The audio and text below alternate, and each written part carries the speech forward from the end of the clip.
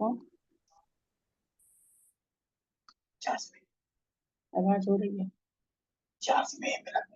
Hello,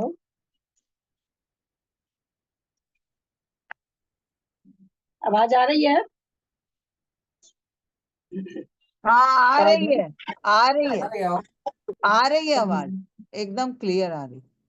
ओकारं बिंदु संयुक्तं नित्यं ध्यायन्ति योगिनः कांदं मोक्षदं चैव ओंकाराय नमो नमः।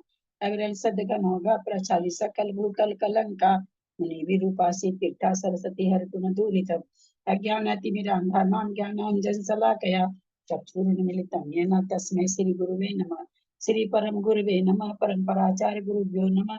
सकल कलुष विद्वशकं श्रेषां परिवर्धकं धर्म संबंधकं भवजीवन प्रतिबोधकारकं पुण्य प्रकाश पापनाशम इदं शास्त्रं श्री पद्म पुराण नामधेयम् अस्य मूल ग्रंथ करता है श्री सर्वज्ञ देवास्तद उत्तर ग्रंथ करता है श्री गंधर देवा प्रतिगंधर देवा तेषां वचन सारता मासाद्य श्रीमद रविसेनाचार्येण विरचितम् इदं शास्त्रं श्रोतारः सावधानतया शृण्वन्तु। मंगलम भगवान वीरो मंगलम गौतमो गनि मंगलम कुंद कुंदादेव जैन धर्मोस्तु मंगलम सर्वमंगल मांगल्यम सर्वकल्याणकारकम प्रधानम सर्वधर्मं जैनम जयतु शासनम जैनम जयतु शासनम जैनम जयतु शासनम सरस्वती नमस्तुभ्यं वरदे कामरूपिणी विद्यारंभं करिष्यामि सिद्धिर्भवतु मे सदा। व्यासम दिलवानी माता की जय। परम ग्रंथ पद पुराण ग्रंथराज की जय। रविशेर की जय।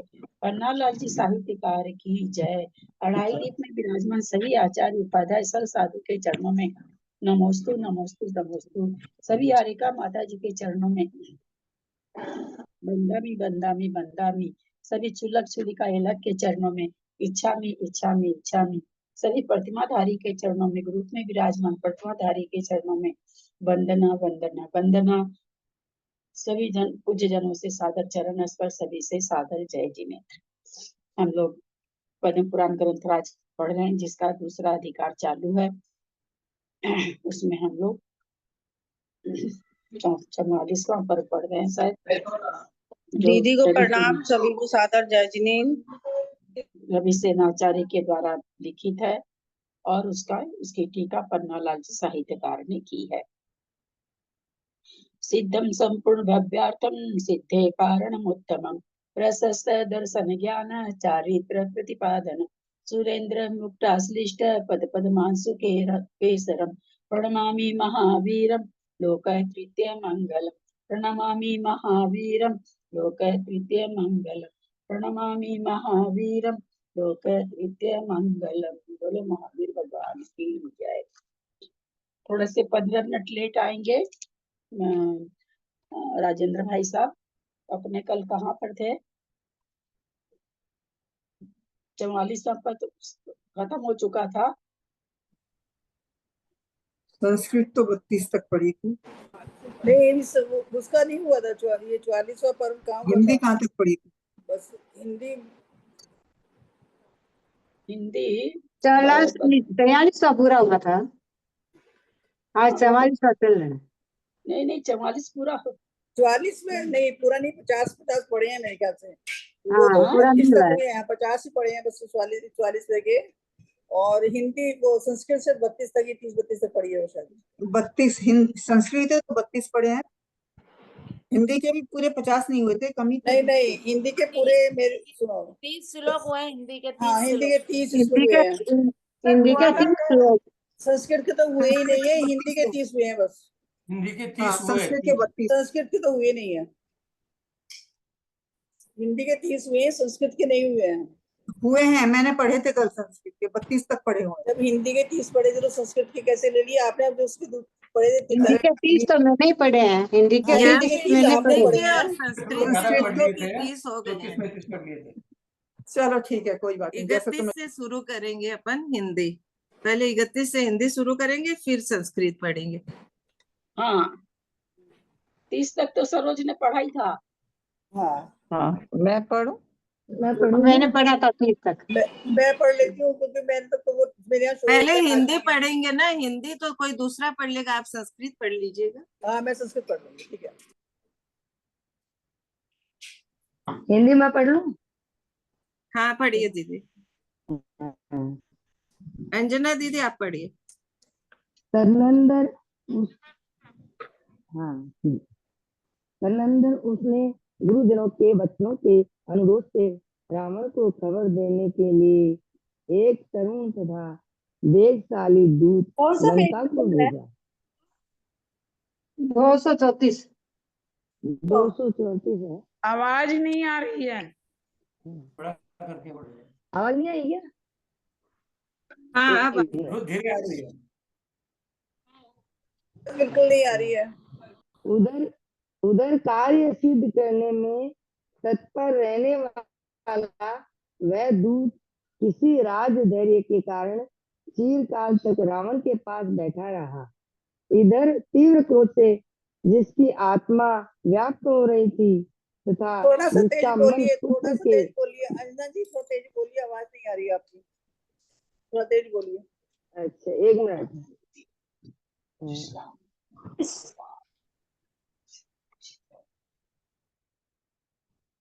रावण के पास बैठा था।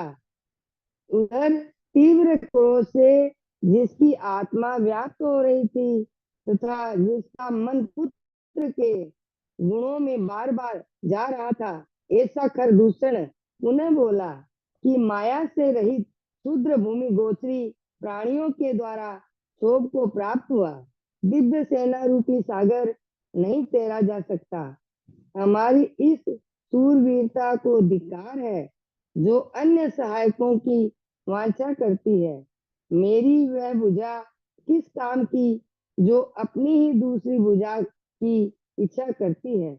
इस प्रकार कहकर जो परम अभिमान को धारण कर रहा था तथा क्रोध के कारण जिसका मुख कंपित हो रहा था, ऐसा शीघ्रता से भरा खरदूषण मित्रों के बीच से उठकर आकाश में जा उड़ा। उसे हट में तत्पर देखकर उसके 14,000 मित्र जो पहले से तैयार थे क्षण भर में नगर से बाहर निकल पड़े। राक्षसों की उन सेना के क्षोभ को प्राप्त हुए सागर के समीप शब्द करने वाले वादित्रों का शब्द सुनकर सीता भय को प्राप्त हुई। हे नाथ, ये क्या है, क्या है? इस प्रकार शब्दों का उच्चारण करती हुई वह भरतार से इस प्रकार लिपट गई जिस प्रकार की लता कल्प वृक्ष से लिपट जाती है। नहीं डरना चाहिए, नहीं डरना चाहिए। इस प्रकार उसे सांत्वना देकर राम ने विचार किया कि यह अत्यंत दुर्धर शब्द किसका होना चाहिए। क्या यह शब्द सिंह शब्द है या मेघ की ध्वनि है अथवा समुद्र की गर्जना समस्त आकाश को व्याप्त कर रही है। उन्होंने सीता से कहा, हे प्रिय, जान पड़ता है ये मनोहर गमन करने वाले तथा पंखों को हिलाने वाले राजहंस पक्षी आकाश रूपी आंगन में शब्द करते हुए जा रहे हैं अथवा तुझे भय उत्पन्न करने वाले कोई दूसरे दुष्ट पक्षी ही जा रहे हैं। हे प्रिय धनुष देव, जिससे मैं उन्हें प्रलय को प्राप्त करा दूं। तदनंतर नाना प्रकार के शस्त्रों से युक्त वायु से प्रेरित मेघ समूह के समान दिखने वाले बड़ी भारी सेना की समीप में आती देखकर राम ने कहा कि क्या है? ये महातेज के धारक देव भक्ति पूर्वक जिनेन्द्र देव की वंदना करने के लिए नंदीश्वर दूत जा रहे हैं अथवा वास के बीड़े को छेद कर तथा किसी मनुष्य को मारकर यह खड़ग रत्न लक्ष्मण ने लिया है, तो मायावी शत्रु ही आप पहुंचे हैं। अथवा जान पड़ता है कि उस दुराचारिणी मायाविनी स्त्री ने हम लोगों को दुख देने के लिए आत्मीय जनों को क्षोभित किया है। अब निकट में आई हुई सेना की अपेक्षा करना उचित नहीं है।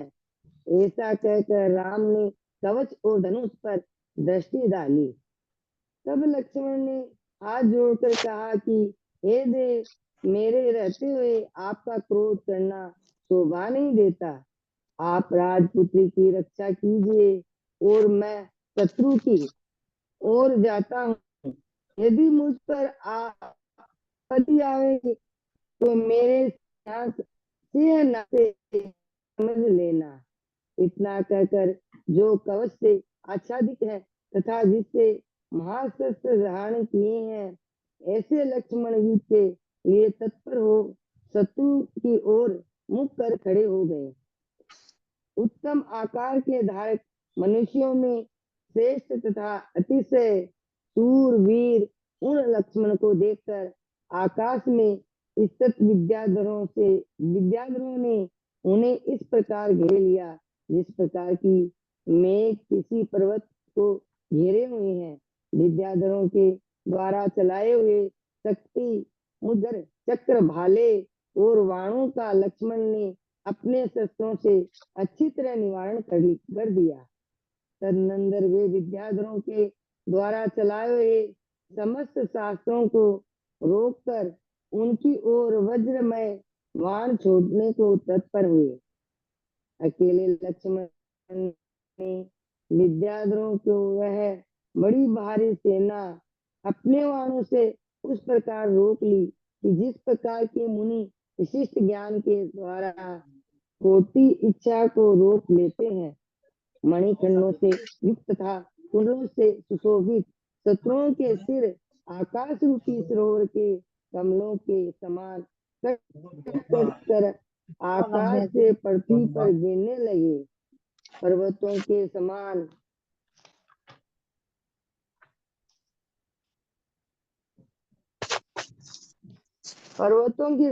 बड़े बड़े हाथी घोड़े के साथ साथ नीचे गिरने लगे तथा ओटों को डसने वाले बड़े बड़े योद्धा भयंकर शब्द करने लगे। उन सबको मारते हुए लक्ष्मण को बड़ा लाभ हुआ कि वे ऊपर की ओर जाने वाले बाणों से योद्धाओं को अपने वाहनों के साथ ही छेद देते थे, अर्थात एक ही प्रहार में वाहन और उनके ऊपर स्थित योद्धाओं को नष्ट कर देते थे। तदनंतर इसी बीच में शंभु के वधकर्ता को मारने के लिए विचार करने वाला क्रोध से भरा रावण पुष्पक विमान में बैठकर वहां आया। आते ही उसने महामोह में प्रवेश कराने वाली तथा रति और अरति को धारण करने वाली साक्षात लक्ष्मी के समान स्थित सीता को देखा। उस सीता का मुख चंद्रमा के समान सुंदर था। वह मनुष्य पुष्प के समान उत्तम ओष्ठों को धारण करने वाली थी, प्रसांगी थी, लक्ष्मी के समान थी, कमल दल के समान उनके नेत्र थे। किसी बड़े हाथी के गंडस्थल के अग्रभाग के समान उन्नत तथा स्थूल स्तन थे। वह यौवन के उदय से संपन्न तथा समस्त स्त्री गुणों से सहित थी। वह ऐसी जान पड़ती थी मानो इच्छित पुरुष को अनायास ही मारने के लिए कामदेव के द्वारा धारण की हुई अपनी धनुष रूपी लता ही हो। कांति ही उस धनुष रूपी लता की डोरी थी और नेत्र ही उस पर चढ़ाए हुए बाण थे। वह सबकी स्मृति को चुराने वाली थी, अत्यंत रूपवंती थी और काम रूपी महाजौहर को उत्पन्न करने वाली थी। उसे देखते ही रावण का क्रोध नष्ट हो गया और दूसरा ही भाव उत्पन्न हो गया। तो ठीक ही है, क्योंकि मन की गति विचित्र है। वह विचार करने लगा कि इसके बिना मेरा जीवन क्या है और उसके बिना मेरी घर की शोभा क्या है।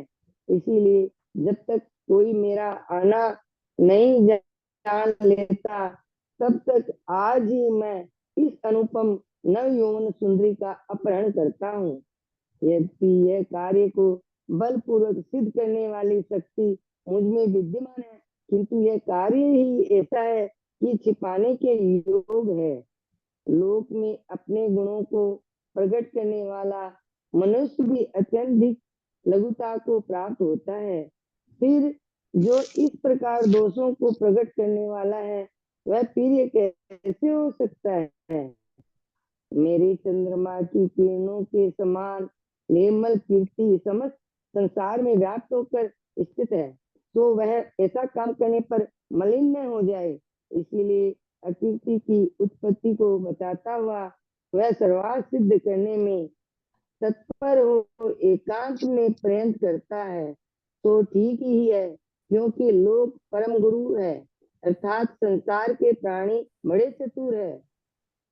इस प्रकार विचार कर उसने अवलोकिनी विद्या के द्वारा सीता के हरण करने का वास्तविक उपाय जान लिया। राम लक्ष्मण तथा सीता के नाम कुल आदि सबका उसे ठीक ठीक ज्ञान हो गया। जिसे अनेक लोग घेरे हुए थे, ऐसे यह वह लक्ष्मण है, यह राम है और यह गुणों से प्रसिद्ध सीता है। इसके बाद वह रावण ने उस धनुधारी राम के लिए आपत्ति स्वरूप से नाद करके सीता को ऐसे पकड़ लिया जैसे गरुड़ पक्षी गिद्ध के मुख की मांसपेशी को ले लेता है। स्त्री के विवेक से अत्यंत क्रोध को प्राप्त हुआ वह खरदूषण है तथा शक्ति आदि शस्त्रों से उन दोनों भाइयों को क्षण भर में मार डालेगा, जिसमें बहुत बड़ा पूर चढ़ रहा है तथा जिसका वेग अत्यंत तीव्र है। ऐसे नद में दोनों तटों को गिराने की शक्ति है, यह कौन नहीं मानता है।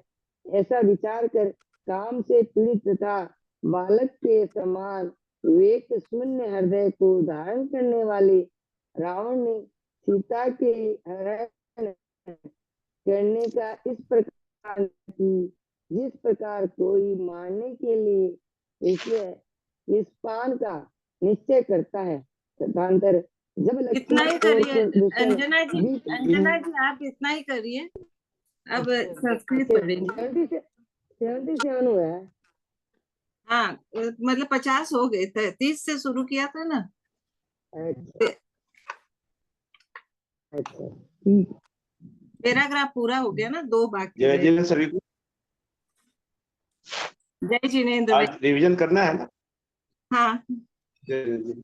43वां पर्व करेगा। आज 43वां पर्व आज है। 43वां पर करना है ना, तो शुरू करो ना।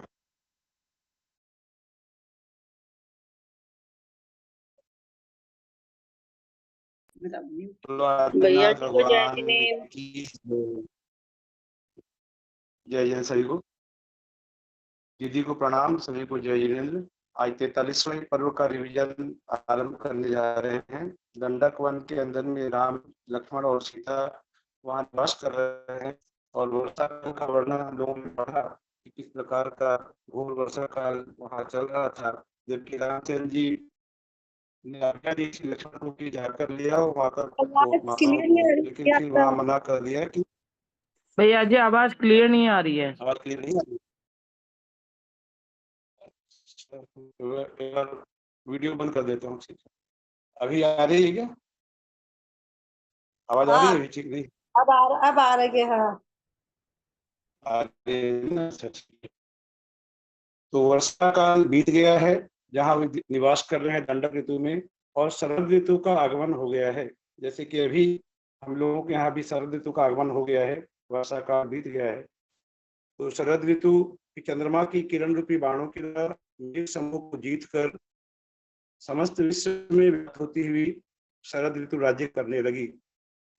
मेघ रूपी मल से रहित आकाश रूपी आंगन की शरद ऋतु में मेघ छट जाते हैं, बादल हट जाते हैं और आकाश बिल्कुल स्वच्छ हो जाता है। तो ऐसे मेघ रूपी मल से रहित आकाश रूपी आंगन मर्दित अंजन के समान श्याम वर्ण हो, ऐसा सुशोभित हो रहा था, मानो बहुत देर तक पानी से धुल जाने के कारण स्वच्छ ही हो गया है।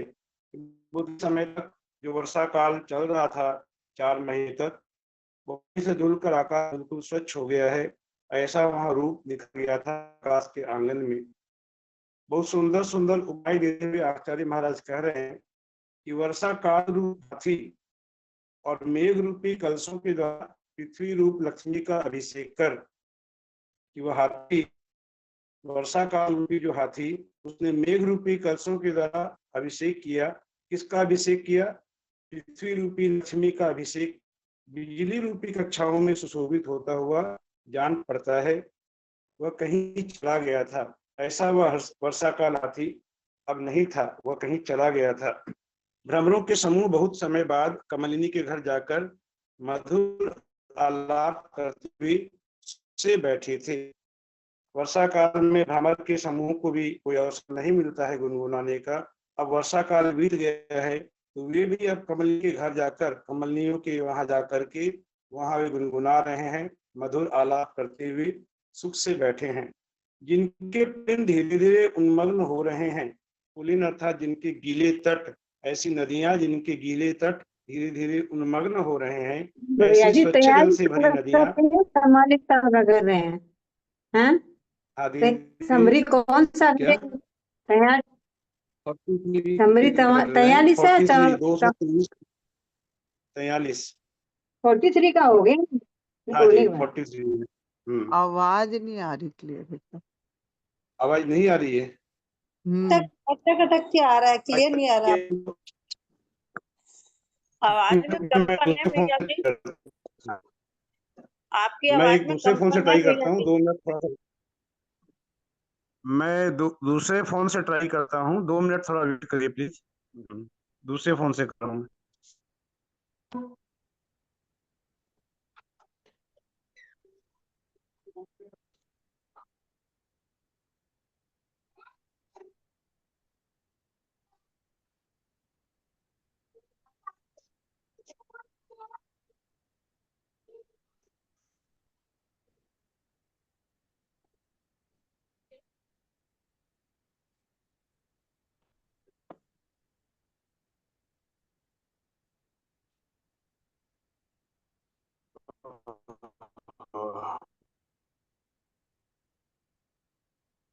अभी आवाज आ रही है क्या?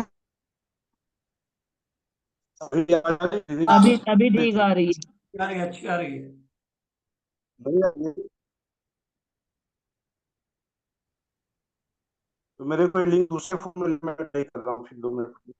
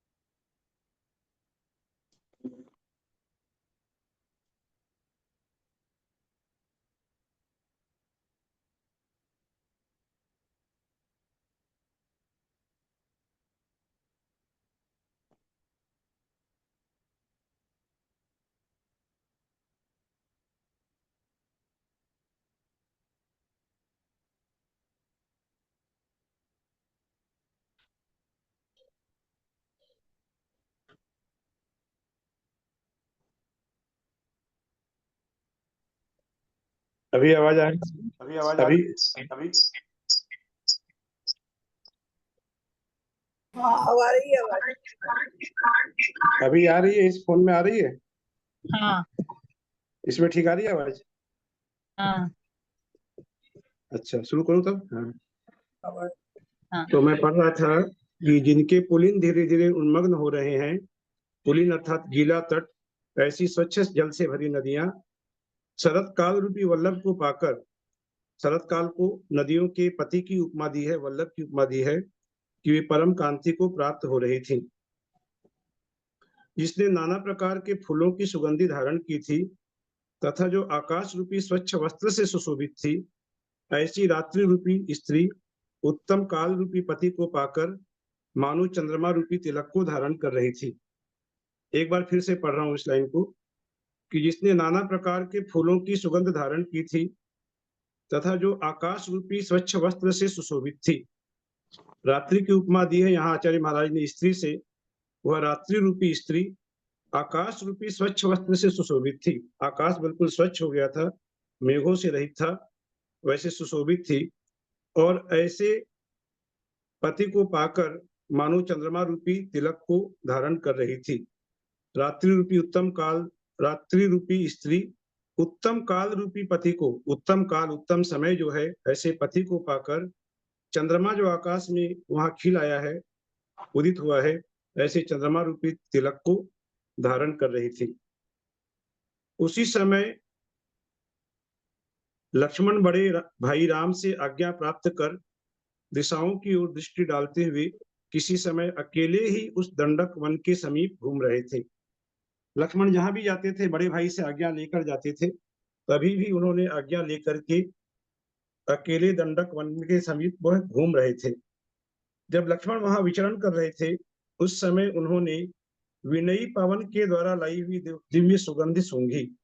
जो हवा के झोंके, जो बहुत विनयवान मानो हवा के झोंके हैं, उन्होंने ला करके लक्ष्मण को कोई दिव्य सुगंध सौंप दी। उसे लक्ष्मण ने सूंघी। उसे सूंघते ही लक्ष्मण को सहसा विचार आने लगा, यह मनोहर गंध किसकी होनी चाहिए? क्या यह गंध विकसित फूलों को धारण करने वाले इन वृक्षों की है? हो सकता है वन में अनेक प्रकार के वृक्ष हैं, सुगंधित फूल हैं, उनकी यह सुगंध है, या पुष्प समूह पर शयन करने वाले मेरे शरीर की है। कि लक्ष्मण स्वयं भी पुष्पों की शैया पर शयन करते थे, तो उनके शरीर से ही कोई सुगंध आ रही है, ऐसी दुविधा में लक्ष्मण पड़ गए थे। या ऊपर सीता के साथ श्री राम विराजमान है, या कोई देव यहाँ आ गया है जिसके कारण ऐसी सुगंध यहाँ फैल रही है। राजा श्रेणिक ने गौतम से प्रश्न किया कि हे भगवान, यह गंध किसकी थी, जिस गंध ने लक्ष्मण को भी आश्चर्य उत्पन्न कर दिया। तब गंधर्व भगवान बोले कि द्वितीय जिनेन्द्र श्री अजितनाथ के समव शरण में मेघवाहन नाम का विद्याधर भयभीत होकर प्रभु की शरण में आया था। आप लोगों ने पद्म पुराण शुरू से पढ़ा है, सभी को स्मरण होगा। 5वें पर्व में हम लोगों ने पढ़ा था, अजितनाथ भगवान के समव शरण का वर्णन आया था। अजितनाथ भगवान के समव शरण में एक विद्याधर, मेघवाहन नाम का विद्याधर, जिसका कोई दूसरा दुष्ट विद्याधर पीछा कर रहा था, वह दौड़ते दौड़ते समव शरण में आया था। यही वर्णन गौतम स्वामी फिर से कह रहे हैं कि उस समय राक्षसों के अधिपति बुद्धिमान महाभीम ने करुणावश मेघवान के लिए इस प्रकार वर दिया था। याद आ गया सभी को? ऐसा हम लोगों ने पढ़ा है कि जब उसने भक्ति की थी अजितनाथ भगवान की, तब राक्षसों के अधिपति भीम, वे भी वहां भक्ति करने के लिए आए थे, वह देव।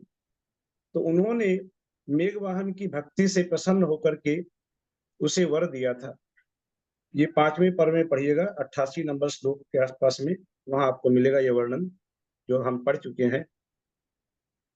मेरी आवाज ठीक आ रही है ना? आ रही है ठीक? अच्छा, हम आ रही है क्या भैया वर जी। दिया था राक्षसों के अधिपति भीम ने कि हे मेघवाहन, दक्षिण समुद्र में एक विशाल राक्षस द्वीप है, उसी द्वीप में त्रिकूट नाम का पर्वत है, सो तू निश्चिंत होकर उसी त्रिकूट पर्वत पर चला जा। उस राक्षस द्वीप में जो त्रिकूट नाम का पर्वत है, वहां पर जाने की उसे सलाह दी, जहां की वह निश्चिंत होकर रह सकता है। वहां जम्बूद्वीप की जगती अर्थात वेदिका का आश्रय कर दक्षिण दिशा में राक्षसों ने एक लंका नाम की नगरी बसाई है, वहां तू जाकर निवास कर। हे विद्याधर, इसके साथ ही एक रहस्य गुप्त वार्ता और सुन कि जम्बूद्वीप संबंधी भारत क्षेत्र की दक्षिण दिशा में लवण समुद्र के उत्तर तट का आश्रय कर पृथ्वी के भीतर एक लंबा चौड़ा स्वाभाविक स्थान है, जो योजन के 8वें भाग विस्तृत है। दंडक पर्वत के गुफा द्वार से नीचे जाने पर मणिमय तोरणों से देदीप्यमान एक महाद्वार मिलता है। उसमें प्रवेश करने पर अलंकारोदय नाम का एक उत्कृष्ट सुंदर नगर दिखाई पड़ता है। यह वहां राक्षसों के जो अधिपति हैं भीम, उन्होंने मेघवाहन को यह कहा कि वहां जाकर तू सुख से निवास कर। वह नगर नाना प्रकार की रत्नों की किरणों से सुशोभित है। देवों को भी आश्चर्य उत्पन्न करने में वह नगर समर्थ है। यदि तू कदाचित आपत्ति के समय परचक्र के द्वारा आक्रांत हो तो उस दुर्ग का आश्रय कर निर्भय निवास करना। वहां तू सभी प्रकार की आपत्तियों से बचा रहेगा। वहां निर्भय होकर जाकर के तुम निवास करो। इस प्रकार महाभीम राक्षसों के इंद्र के कहने पर विद्याधर बालक लंकापुरी गया था। ये राक्षस इंद्र अर्थात ये व्यंतर देव था, राक्षसों का इंद्र था, वह व्यंतर देव था भीम।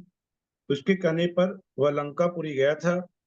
उसी से अनेक उत्तम उत्तम संतति उसे उत्पन्न हुई। उसकी वंशवेल उसी से वहां से आगे बढ़ने लगी।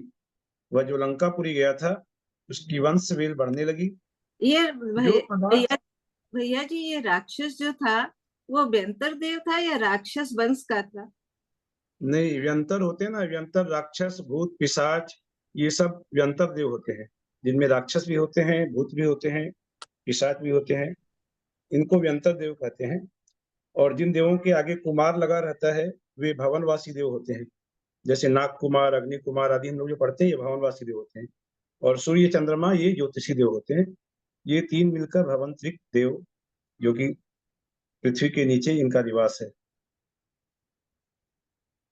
अब आगे आचार्य महाराज बहुत सुंदर बात कह रहे हैं कि जो पदार्थ जिस प्रकार अवस्थित है उनका उसी प्रकार श्रद्धान करना सो परम सुख है।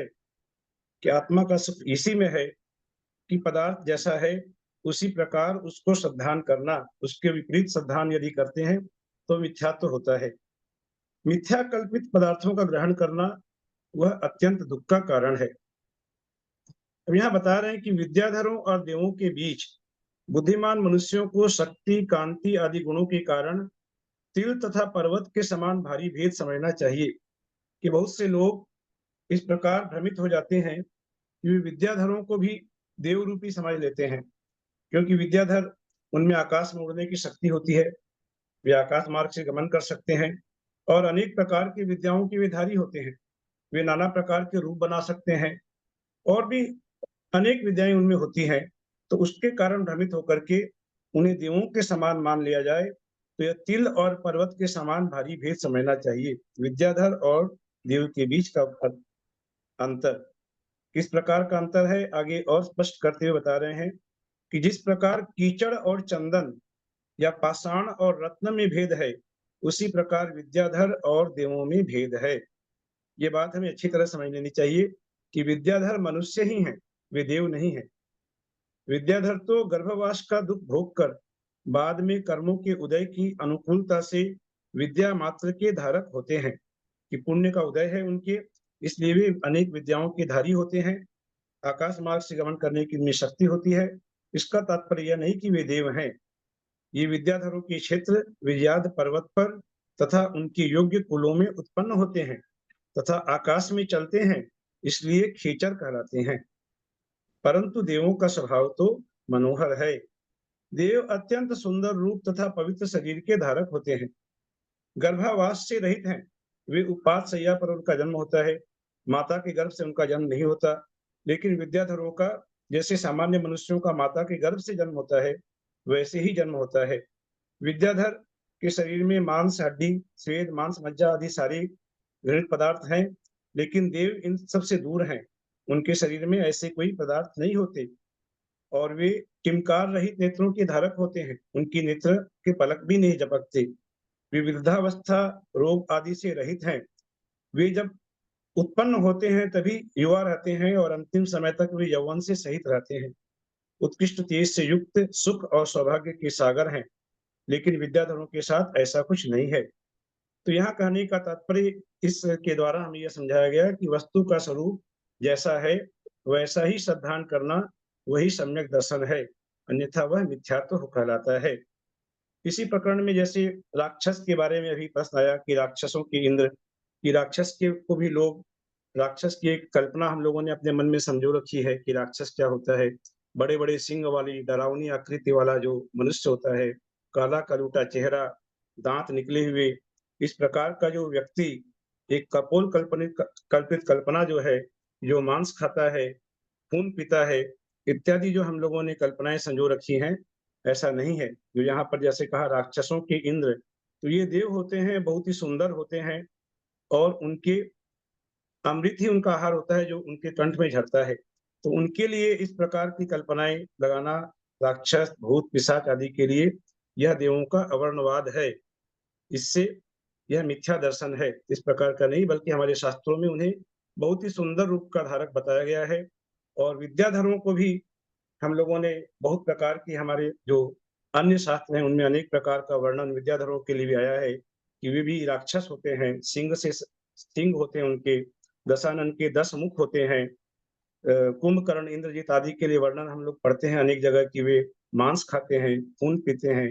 लेकिन जो सिद्ध अवस्था को प्राप्त हो चुके हैं उनके बारे में इस प्रकार का वर्णन करना यह घोर शास्त्र का अवर्णवाद है, ऐसा नहीं है। यही महाराज आचार्य महाराज भी यहाँ स्पष्ट कर रहे हैं। वे कहते हैं आगे कि हे राजन, लंका में रहने वाले विद्याधर न देव हैं और न राक्षस हैं। कुछ लोग उन्हें देव समझने की भूल करते हैं और कुछ लोग उन्हें राक्षस समझने की भूल करते हैं। जैसा कि अनेक फिल्मों आदि में भी हम लोग देखते हैं कि उनके राक्षस रूप को दर्शाया जाता है, तो वे राक्षस नहीं है, किंतु राक्षस द्वीप की रक्षा करते हैं, इसलिए राक्षस कहलाते हैं, क्योंकि राक्षस द्वीप में उनका निवास है, इसलिए राक्षस कहते हैं। लेकिन रावण आदि जो विद्याधर हैं वे सर्वगुण संपन्न थे। रावण ने एक सीता का अपहरण किया, वही उसकी गलती हुई, अन्यथा रावण अनेक प्रकार के गुणों से शोभित था और इन लोगों को राक्षस कहना बहुत बड़ी भूल है। अनेक युगांतरों के साथ उनके वश का अनुक्रम चला आता है और उसी अनुक्रम परंपरा के साथ अनुसार अनेक सागर प्रमाण काल व्यतीत हो चुका है। राक्षस आदि बहुत से प्रशंसनीय उत्तम से उत्तम विद्याधर राजाओं की व्यतीत हो चुकने पर उसी वंश में 3 खंड का स्वामी रावण उत्पन्न हुआ है। 3 खंड का स्वामी, 6 खंड के स्वामी होते चक्रवर्ती, रावण 3 खंड का स्वामी उत्पन्न हुआ है, इसलिए उसे अर्ध चक्रवर्ती भी कहते हैं। तो पति नारायण है और अर्ध चक्रवर्ती भी कहा जाता है। उस रावण की दुर्नखा नाम की एक बहन है।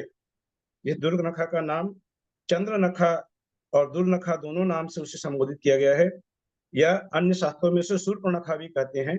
यहाँ उसका नाम दिया दुर्नखा, या कहीं कहीं चंद्रनखा नाम भी प्राप्त होगा। तो ये गौतम स्वामी बता रहे हैं सैनिक महाराज के प्रश्न के उत्तर में कि उस रावण की दुर्नखा नाम की एक बहन है जो पृथ्वी पर अपने सौंदर्य की उपमा नहीं रखती, इतनी अधिक सुंदरी है वह। उसे राक्षसी मत समझिएगा, वह महासुंदरी है। उसने महाशक्तिशाली खरदूषण नाम का पति प्राप्त किया है। क्या नाम? खरदूषण नाम का पति प्राप्त किया है। खरदूषण की कथा भी हम लोग पढ़ चुके हैं, ये भी आप लोगों को याद होगा, पहले पढ़ चुके हैं कि वह रावण का बहनोई था और खरदूषण ने इसका चंद्रनखा का अपहरण किया था। जब अपहरण किया था तो रावण अत्यंत क्रोधित हुआ था। रावण उससे जाकर युद्ध करने के लिए तैयार हुआ। उस समय मंदोदरी ने उसे समझाया कि आप किससे युद्ध करने जा रहे हैं, वह तो आपके बहन का सुहाग हो गया है, उससे युद्ध क्यों कर रहे हैं। तो वो समझाया, तब रावण को सुगधि आई और उसने युद्ध का विचार त्याग दिया। ये सारे वर्णन हम लोग पहले पढ़ चुके हैं खरदूषण का भी। वही कर रहे हैं कि उसके पति का नाम खरदूषण है, जो कि अतिशय बलवान है, 14,000 मनुष्यों का विश्वास पात्र सेनापति है। वह दिक्कुमार भवनवासी देवों के समान उदार है। अब यहाँ आया दिक्कुमार, दिक्कुमार अर्थात जो भवनवासी देव। मैंने कहा आपको कि जहाँ कुमार लगते हैं वे सारे भवनवासी देव होते हैं, तो ऐसे भवनवासी देव के समान यह उदार है। उसके शंभुक और सुंद नाम के 2 पुत्र हैं। अरे लाइन काटছি তো তুমি বারবার ফোন কেন করছো গৌতম? লাইন কেটে দিচ্ছি। হ্যাঁ না না, আমি লাইন কাটছি তো, আমি অন্য কাজে ব্যস্ত আছি না, পরে ফোন করবে। হ্যাঁ,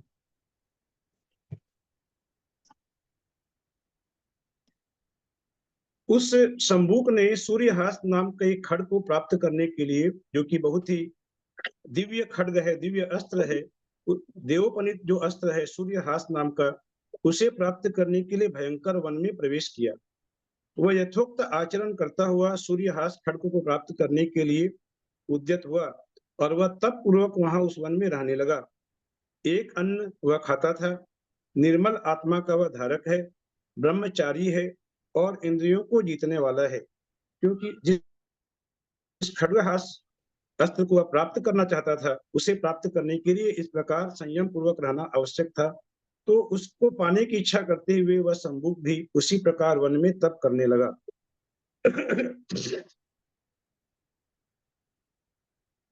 उपयोग पूर्ण किए बिना हुए बिना जो मेरी दृष्टि के सामने आवेगा, वह मेरे द्वारा वध्य होगा। कि जब तक मेरा यह लक्ष्य सिद्ध नहीं हो जाता, तब तक मेरे सामने कोई नहीं आए। इस प्रकार की आज्ञा देकर के वह शंभु वहां वंश की एक झाड़ी में जा छिपकर बैठा। 12 वर्ष व्यतीत होने पर 12 वर्ष तक वह इसी प्रकार तप करता रहा। तब जाकर वह सूर्यहास नाम का खड्ग प्रकट हुआ, जो 7 दिन ठहर कर ग्रहण करने योग्य होता है। अर्थात 12 वर्ष के बाद वह प्रकट हुआ, उसके बाद भी 7 दिन तक धीरज रखना होता है, तब वह अस्त्र प्राप्त होता है। यदि 7 दिन तक धीरज नहीं रखा जाए तो वह सिद्ध करने वाले को ही मार डालता है। इस प्रकार के अस्त्र को उसने सिद्ध कर लिया। दुर्नखा, यहाँ ब्रैकेट में दिया है चंद्रनखा, दोनों नाम थे उसके, कि चंद्रनखा पुत्र के स्नेह से उसे बार बार देखने के लिए उस स्थान पर आती रहती थी, जिसका मुख प्रसन्नता से भर रहा था। ऐसी दुर्नखा ने अपने पति खरदूषण से कहा कि मेरा पुत्र मेरु पर्वत की प्रदक्षिणा देकर 3 दिन में आ जाएगा, क्योंकि उसका नियम आज भी समाप्त नहीं हुआ है। 3 दिन अभी और बाकी बचे हुए हैं उसके लक्ष्य की प्राप्ति में। इधर शंभु की माता मनोरथ का ध्यान कर रही थी कि कब मेरे पुत्र को इस प्रकार की यह सिद्धि प्राप्त होगी, यह अस्त्र प्राप्त होगा। उधर लक्ष्मण वन में घूमते हुए उसी स्थान पर जा पहुंचे जहां पर कि वह शंभु तप कर रहा था। जिस शस्त्र को उसने सिद्ध किया था, उसकी 1000 देव पूजा करते थे, जिसकी स्वाभाविक उत्तम गंध थी, जिसका न कोई आदि था न कोई अंत था। ऐसा वह देवोपनीत दिव्य अस्त्र था, जिसकी गंध लक्ष्मण तक जा पहुंची। आश्चर्य को प्राप्त हुए लक्ष्मण अन्य कार्य छोड़कर जिस मार्ग से गंध आ रही थी, उसी मार्ग से सिंह के समान निर्भय होकर चल पड़े। क्योंकि लक्ष्मण भय क्या है वे जानते नहीं थे, निर्भय होकर उसी मार्ग से वे आगे बढ़े। उसी के समय धरातल के मध्य में एक बांसों का विस्तृत स्तंभ था, भिड़ा था, जो किसी अज्ञात कुतूहल के कारण सौधर्म सर्प को देखने के लिए ही मानो ऊंचा उठा हुआ था। कि वह इतना ऊंचा उठा हुआ था मानो सौधर्म सर्प को देखना चाहता हो। सौधर्म सर्प के बारे में हम लोग क्या पढ़ते हैं शास्त्रों में कि सुमेरु पर्वत की जो चोटी है, उस चोटी और सौधर्म सर्प में 1 बाल बराबर अंतर है। जो 99,000 योजन ऊंचा सुमेरु पर्वत, उसके ऊपर 1 लाख योजन की उसकी चोटी।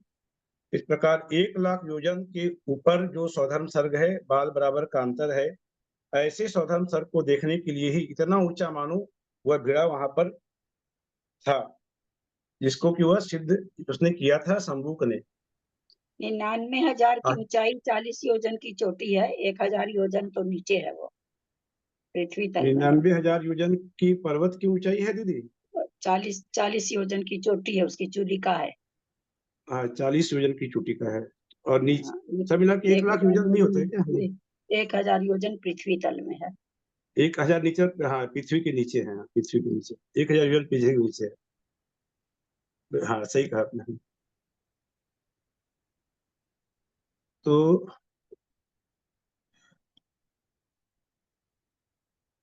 आश्चर्यचकित होकर लक्ष्मण ने निशंक होकर वह खड्ग ले लिया और उसकी तीक्ष्णता को परख करने के लिए उसी वंशस्तंभ को उन्होंने काट डाला। खड्गधारी लक्ष्मण को देखकर वहां सब देवताओं ने आप हमारे स्वामी हो। जो 1000 देवता जिस खड्ग की रक्षा कर रहे थे, उसे जब उन्होंने काट डाला, तब आप हमारे स्वामी हो यह कहकर नमस्कार के साथ साथ उनकी पूजा की। राम ने कहा कि आज लक्ष्मण बड़ी देर कर रहा है, कहाँ गया है होगा। राम को चिंता हो गई, लक्ष्मण लौट नहीं रहे हैं। तो हे भद्र जटायु, उठो और शीघ्र ही आकाश में दूर तक उड़कर कुमार लक्ष्मण की अच्छी तरह खोज करो। राम के कहने पर जटायु जैसे ही उड़ने की तैयारी करता है, सीता अंगुली ऊपर उठाकर कहती है कि जिनका शरीर केसर की पंख से लिप्त है, नाना प्रकार की मालाओं को जो धारण कर रहा है, ऐसे लक्ष्मण इधर आ रहे हैं। लक्ष्मण को ने हाथ में खड्ग ले रखा है, जिससे ये संग से पर्वत के समान अत्यंत सुशोभित हो रहे हैं। लक्ष्मण को ऐसा देख करके वहां राम और सीता भी बहुत हर्षित हो गए। राम ने उनका आलिंगन किया, लक्ष्मण ने सारी बातें कह सुनाई और वे तीनों प्राणी नाना प्रकार की कथाएं करते हुए सुख से वहां ठहरे। इधर वह जो चंद्रनखा है, जो प्रतिदिन जाकर के अपने पुत्र को देखती थी और देखकर मन ही मन हर्षित होती थी, वह पलक पावड़ी बिछाई हुई थी कि कब ये 3 दिन और बीतेंगे तो मेरे पुत्र को यह सिद्ध होगा। वह अकेली वहां आई। आते ही उसने बांसों के उस समस्त वन को सब ओर से कटा देखा कि वह वन जो है कट गया है। विचार करने लगी कि पुत्र कहाँ चला गया होगा। जिस वन में यह रहा, जहां यह खड्ग रत्न सिद्ध हुआ, परीक्षा के लिए उसी वन को काटते हुए पुत्र ने अच्छा नहीं किया। पुत्र ने क्यों इस वन को काट डाला? वह थोड़ी आगे जाकर देखती है तो निष्प्रभ और कुंडलों से युक्त सिर और एक ठूंठ के पीछे पड़ा हुआ पुत्र का धड़ उसने देखा कि जो कटा हुआ पड़ा था, कि लक्ष्मण ने जिसे काट डाला था उससे उसका धड़ भी कट गया था। उसी क्षण मूर्छा ने उसका परम उपकार किया। उसी समय वह माता मूर्छित हो गई। मूर्छित नहीं होती तो पता नहीं कैसा आघात उसके हृदय पर लगता। वो कह रहे हैं कि मूर्छा ने उसका परम उपकार किया, जिसके कारण पुत्र की मृत्यु के उत्पन्न दुख से वह बहुत ज्यादा पीड़ित नहीं हुई, वह वहां मूर्छित हो गई। जब भैया उसे जी चेतना भैया जी एक मिनट, ये जो धड़ उसका कटा था सर, वो अपने आप कट गया था क्योंकि या लक्ष्मण ने काटा? क्योंकि अपने आप कट गया ना, क्योंकि लक्ष्मण 3 ने दिन जो काटा था ना, वहां पर वन को काटा था, जो भीड़ा बना दिया था, बहुत बड़ा भीड़ा, उस भीड़े को काट डाला उसने लक्ष्मण ने। और उसी से जिस अस्त्र से काटा होगा, वह अस्त्र हो सकता है उसकी धड़ को भी काट दिया वहीं पर हाँ, वो तपस्या कर रहा था। हाँ, यही पूछ रही थी क्योंकि अभी 3 दिन हाँ, पूरे नहीं हुए थे ना, तो बोले 7 दिन से पहले यदि कोई, तो उसके कारण से अपने आप कट गया या लक्ष्मण ने काटा? नहीं, लक्ष्मण के अस्त्र से कटा है वो। लक्ष्मण ने जो अस्त्र चलाया वहां पर भीड़े के ऊपर में, तो ऐसा पूरा यहाँ पर स्पष्ट नहीं वर्णन दिया है, लेकिन उसी हाँ, अस्त्र से वह वहां पर तपस्या कर रहा होगा पास में ही, और उसका सर भी वहां धड़ से अलग हो गया। समझ में तो ही आता है ऐसा ही। पहले इसमें ऐसे भी लिखा हुआ है ना कि यदि वो 7 दिन से तक उसको ले लेगा तो वो सिद्ध करने वाले का धड़ अलग हो जाएगा। तो वो लक्ष्मण ने 3 दिन से उसको ले लिया ना, तो इसके कारण से उसका धड़ अलग हो गया होगा। वो भी हो सकता है। वो भी ठीक बात है, वो भी हो सकता है। उस कारण से उसका हो गया होगा।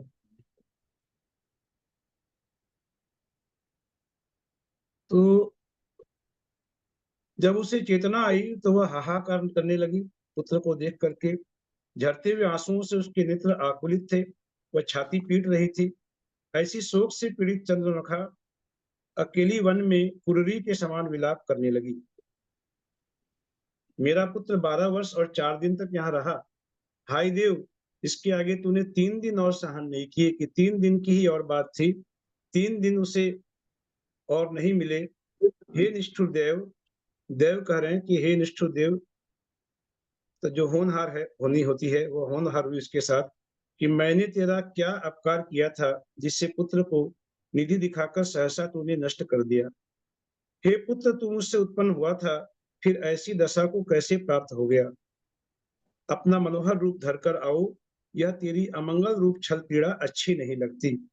हाय वत्स, भाग्यवश तू स्पष्ट ही परलोक चला गया है।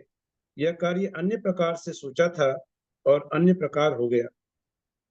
इस प्रकार नाना प्रकार से वह चंद्रनखा वहां विलाप कर रही है और अपने भाई को भी कोस रही है। भाई को भी यहाँ पर वह कह रही है कि सूर्यहास खड्ग सिद्ध होने पर यदि तू जीवित रहेगा तो इस संसार में चंद्रहास से आवृत की तरह ऐसा कौन पुरुष है जो तेरे सामने खड़ा हो सकेगा?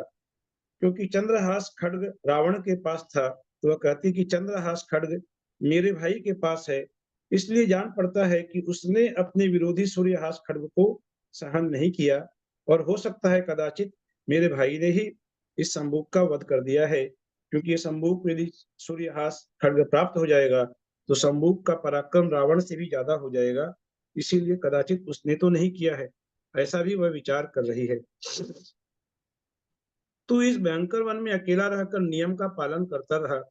तूने किसी का कोई अपराध नहीं किया, फिर भी किस मूर्ख दुष्ट ने तुझे मारने के लिए इस प्रकार का कार्य किया।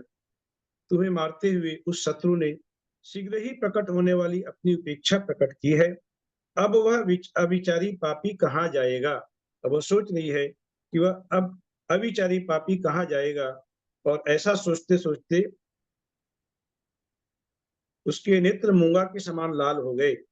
ऐसी चंद्रलेखा ने हाथ में लेकर पुत्र का चुंबन किया कि वात्सल्य भी उसके अंदर में प्रकट हो रहा था, और साथ साथ क्रोध भाव का अतिरेक भी उसके अंदर बढ़ रहा था। उसके नेत्र मूंगा के समान लाल हो गए। तदनंतर क्षण एक में शोक छोड़कर वह उठी। अभी थोड़ी देर पहले जो शोक से विलाप कर रही थी, उसने शोक का त्याग कर दिया और वह उठी। उसके अश्रुओं की धारा नष्ट हो गई और तीव्र क्रोध धारण करने से उसका मुख दमकने लगा। अब वह क्रोध से वह लाल लाल उसका मुख हो गया। कहाँ तो विलाप कर रही थी, कहाँ विलाप का स्थान अभी शोक क्रोध ने ले लिया। उस मार्ग के समीप स्थित उस स्थान पर इच्छानुसार इधर उधर देखने लगी, तो वहां पर तरुण राम लक्ष्मण को उसने देखा, जो चित्त को बांधने वाले ऐसे सुंदर थे। ऐसे दोनों युवक राम लक्ष्मण को देखा। उनको देखते ही उसका तीव्र क्रोध नष्ट हो गया और उसके स्थान पर काम ने स्थान जमा लिया। कितने प्रकार के भाव उसके बदल रहे हैं। अभी थोड़ी देर पहले वह विलाप कर रही थी, विलाप करते करते क्रोधित हो गई, क्रोधित होते होते क्रोध भी उसका चला गया और क्रोध नष्ट हो गया, और काम ने आकर वहां पर स्थान जमा लिया। वह कामातुर हो गई। कहा तो अभी पुत्र का वियोग है, पुत्र का वहां कटा हुआ सिर भी पड़ा हुआ है, और वो वहां पर काम पीड़ा से उद्यत हो गई। इसके बाद उसने ऐसा विचार किया कि इन दोनों पुरुषों में से मैं अपने इच्छित पुरुष को वरूंगी, कोई एक पुरुष को मैं वरूंगी। इस प्रकार मन में सोचते हुए उसके मन में ऊंची ऊंची तरंगे उठने लगी। ऐसा विचार कर वह कन्या भाव को प्राप्त हुई। यद्यपि वह कन्या नहीं थी, वह विवाहिता स्त्री थी, लेकिन वह कन्या भाव को प्राप्त हुई। वह उस समय भाव रूपी गुफा में वर्तमान हृदय में अत्यंत आतुर हो रही थी। जिस प्रकार हंसी कमलिनी के झुंड में, महिषी महासरोवर में और हरिणी धान्य की में अभिलाषा से युक्त होती है, उसी प्रकार वह भी राम लक्ष्मण में अभिलाषा से युक्त हो गई कि हंसी कमलिनी के झुंड में हंसी को अभिलाषा होती है। जो भैंस होती है, महिषी ऐसा भैंस होती है, वो महासरोवर में स्नान करके बड़ी प्रसन्न होती है वहां, और हरिणी धान्य के खेतों में अभिलाषा से युक्त होती है। उसी प्रकार वह राम लक्ष्मण में वह उत्कंठित हो गई। अंगुलियों को चटकाती हुई भयभीत मुद्रा में पुन्नाग वृक्ष के नीचे बैठकर रोने लगी। अब जहां कामातुर चेष्टा होती है, वहां मायाचारी भी आ जाती है। अब उसका स्थान मायाचारी ने ले लिया। अब वह माया कर रही है। माया करते हुए वह बहुत करुण स्वर में रोने लगी।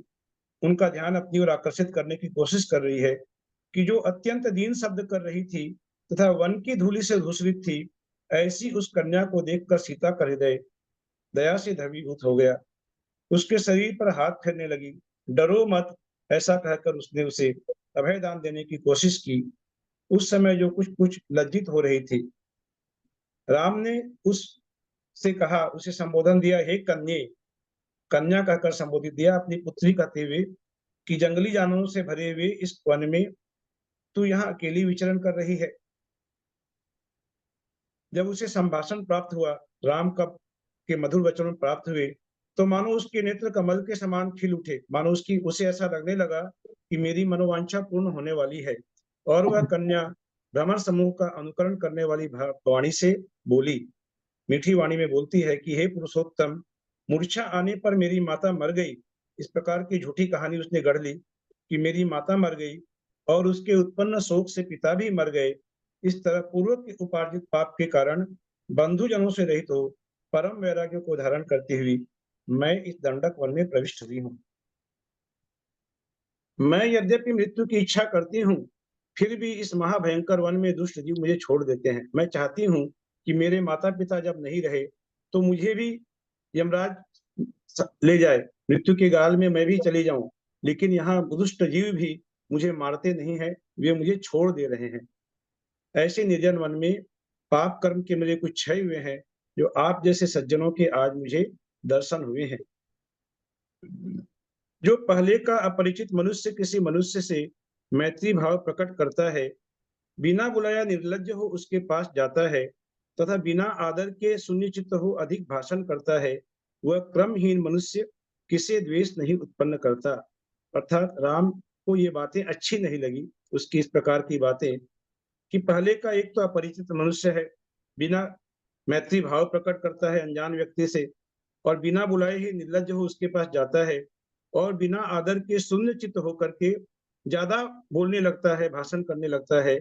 ऐसी स्थिति ही उस चंद्रनखा की थी। तो इस प्रकार का उसका जो क्रमहीन आचरण था, वह किसी द्वेष उत्पन्न नहीं करता। ऐसी होने पर भी हे सुंदर, जब तक मैं प्राण नहीं छोड़ती हूँ, तब तक आज ही वह ये बात वो स्वयं कह रही है चंद्रनखा, कि किसी द्वेष नहीं उत्पन्न करता कि मैं आपके पास इस प्रकार आकर के आपको अकारण ही इतनी बातें कह रही हूँ। तो ऐसी होने पर भी जब तक मैं प्राण नहीं छोड़ती, तब तक आज ही मुझे चाहो। उसने निर्लज्ज होकर के अपने मन की बात कह डाली कि आज ही मुझे चाहो, मेरी इच्छा आप लोग करो, मुझ दुखनी पर दया करो। राम लक्ष्मण उसके लज्जा शून्य वचन सुनकर एक दूसरे को देखते हुए चुप हो गए।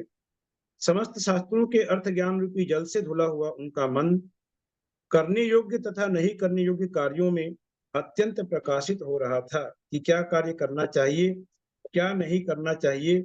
ये शास्त्रों में जो उन्होंने पढ़ा है, जो सीखा है, जो जाना है, उनमें उनका मन प्रकाशित हो रहा था। और दुख भरी सांस को छोड़कर जब उसने कहा कि मैं जाती हूँ, तब राम ने भी उत्तर दिया कि जैसी तुम्हारी इच्छा हो वैसा करो, भाई तुम चली जाओ यहाँ से। उसके जाते ही उसकी अकुलीनता से प्रेरित होकर वह अकुलीन हो गई थी, वह कन्या, वह स्त्री कुलीनता उसने छोड़ दी थी। तो उससे प्रेरित होकर सूरवीर राम लक्ष्मण सीता के साथ आश्चर्यचकित होकर हंसने लगे। उसकी इस प्रकार की चेष्टाओं को जानकर उन्होंने उसका उपहास किया, वे हंसने लगे। शोक से व्याकुल चंद्रनखा मन मार करके जब उसकी मनसा पूरी नहीं हुई, तो वह मन मारकर क्रोधित होकर उड़कर अपने घर चली गई। लेकिन यहाँ लक्ष्मण की स्थिति कुछ अलग ही हो रही थी। लक्ष्मण उसकी सुंदरता से हरे गए थे, इसलिए लक्ष्मण के नेत्र चंचल हो गए थे। वे उसे पुनः देखने की इच्छा करते हुए विरह से आकुल हो गए कि उस सुंदर कन्या को एक बार तो फिर से देख लूं। ऐसी उनके मन में इच्छा का आलोड़न होने लगा। वे किसी कार्य के बहाने राम के पास से उठ करके अन्य कार्य के बहाने वे चंद्रनखा की खोज में इधर उधर पैदल ही वन में भ्रमण करने लगे, कि अभी अभी तो वह गई है, जरूर आसपास में कहीं होगी, एक बार मैं उसकी खोज कर लूं। ऐसे वे वन में भ्रमण करने लगे। जिनका हृदय खिन्न था, जिनके नेत्र आंसुओं से व्याप्त थे, जिन्होंने अपने आप के विषय में प्रकट करने वाले हुए चंद्रनखा के प्रेम की उपेक्षा की थी, कि चंद्रनखा को देखकर उनके मन में प्रेम का संचार हुआ था लक्ष्मण के, लेकिन वहां उन्होंने उसकी उपेक्षा की थी, तथा जो उसके प्रेम से परिपूर्ण थे, ऐसे लक्ष्मण इस प्रकार विचार करने लगे कि जो रूप, यौवन, सौंदर्य अनेक गुणों से परिपूर्ण थी, जो कामोन्मत्त हस्तिनी के समान चलती थी, ऐसी उस सती का मैंने आलिंगन क्यों नहीं किया। इस प्रकार मानो उन्हें धोखा हो रहा है कि मैंने उसे क्यों जाने दिया। उसके वियोग से मोहित हुआ मेरा चित्त कर्तव्य वस्तु करने योग्य कार्य से च्युत होता हुआ इस समय शोक रूपी अग्नि के द्वारा निर्बाध रूप से जल रहा है। वे उसके बारे में पता करने की कोशिश करने लगे विचारों के द्वारा, कि वह किस देश में उत्पन्न हुई है, किसकी पुत्री है, यह उत्तम नेत्रों की धारक झुंड से बिछड़ी हिरणी के समान यहाँ कहाँ से आई थी।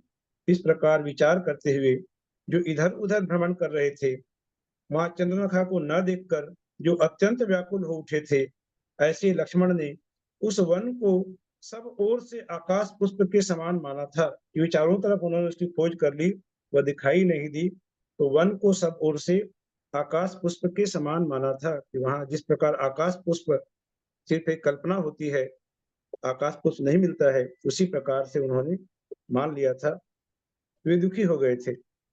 आगे गौतम स्वामी बहुत ही सुंदर सूक्ति वाक्य कहते हैं कि हे राजन, सैनिक राजा को कहते हैं कि हे राजन, निर्मल चित्त के धारक मनुष्यों को इस तरह परमार्थ के जाने बिना निरर्थक कार्य प्रारंभ नहीं करना चाहिए कि जैसा लक्ष्मण ने किया था। उसके लिए कह रहे हैं कि जो लक्ष्मण जैसा निर्मल चित्त का धारक मनुष्य को इस तरह परमार्थ के जाने बिना ऐसा निरर्थक कार्य प्रारंभ नहीं करना चाहिए। जो बालकों के समान निर्बुद्धि मनुष्य अयोग्य विषय में चित्त लगाते हैं, जैसा कि लक्ष्मण ने लगाया था, वे उसकी प्राप्ति से रहित हो, जब वह प्राप्त नहीं होता तो रहित हो परम शोक को धारण करते हैं। यह क्या है, इसमें मुझे मन क्यों लगाना चाहिए, यह इष्ट क्यों है, और करने योग्य कार्यों का अनुसरण करने वाले मनुष्य ही सुख शांति को प्राप्त कर पाते हैं। ये हमें नोट करने वाली बात है कि यह क्या है, इसमें मुझे मन क्यों लगाना चाहिए। हमें थोड़ा विचार करना चाहिए कि जिसमें मेरा मन लग रहा है उसमें मुझे मन क्यों लगाना चाहिए। ऐसा विचार तो हमें करना चाहिए, क्योंकि हम विचारशील प्राणी हैं।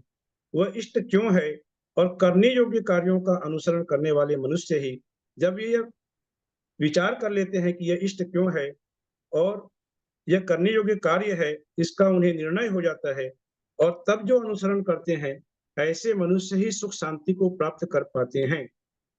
ऐसा नहीं कि लक्ष्मण जिस प्रकार से वहां उद्विग्न हो रहे थे, तो ऐसे लोग सुख शांति का प्राप्त नहीं कर पाते। इस प्रकार विचार कर जो उत्कृष्ट विवेक का कर्ता होता है, वह सूर्य की तरह निर्मल होता हुआ लोक के मार्ग में सुशोभित होता है। अर्थात यहाँ अंतिम उपदेश हमें दिया गया कि लक्ष्मण जैसे महामानव भी इस प्रकार स्त्री को देख करके आकुलित हो जाते हैं।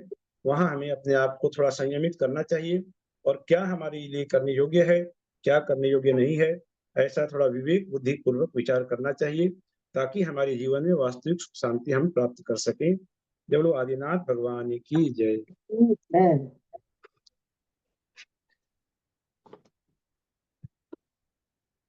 आगे आप लोग अभी और पढ़ेंगे क्या दीदी?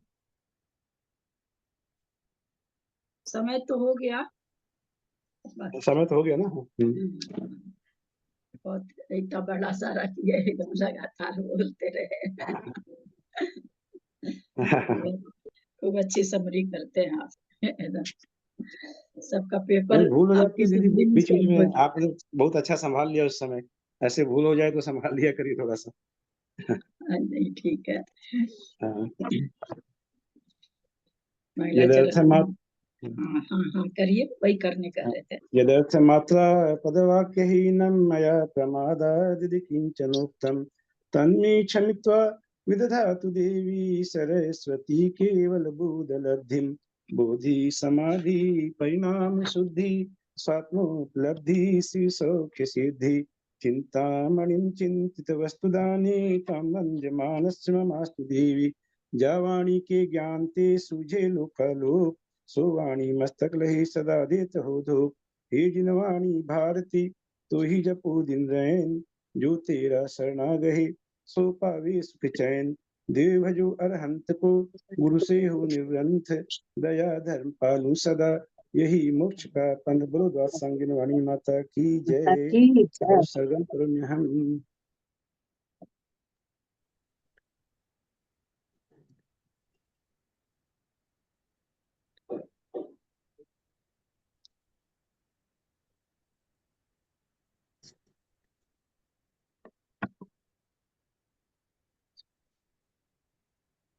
सभी प्रतिमाधारी को वंदना, सभी गुणों को सादर चरण कर, सभी को सादर जय जिनेन्द्र, सविता को जय इंद्र, बड़ों को प्रणाम, सविता को जय जिनेन्द्र, बड़े को प्रणाम, जय को जय भाई साहब को जिनेन्द्र। सभी बड़ों को सादर प्रणाम, सभी बड़ों को सादर प्रणाम, सभी को सादर जय जिनेन्द्र।